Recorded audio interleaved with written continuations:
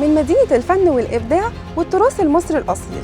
احنا معاكم من داخل العاصمة الإدارية الجديدة، وبالأخص فندق الماسة خلف مدينة الثقافة والفنون.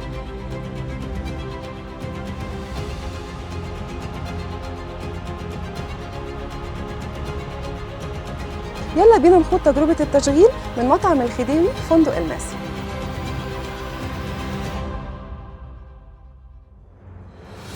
احنا دلوقتي من داخل احد مطاعم فندق الماسة.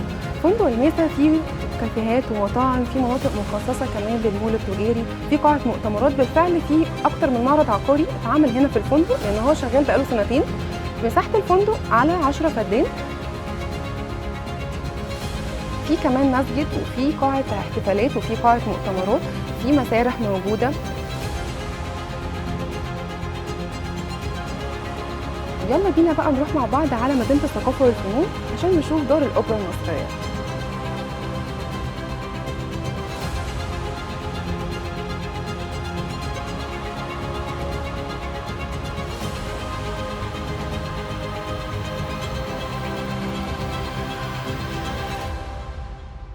وبما ان انا قلت دار الاوبرا المصريه، فانا بتكلم عن اعظم انجاز موجود في الشرق الاوسط بالكامل، لان مدينه الثقافه والفنون هي فيها اصلا اوريدي مناطق مخصصه للموسيقى والفن والنحت ومعارض ومتاحف.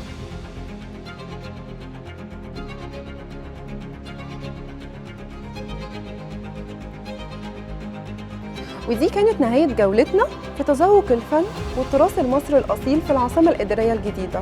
كنت معاكم امل محمد، تيم ليدر من شركة KHL ريل استيت، مستشارك العقاري من الحياة في العاصمة الإدارية الجديدة.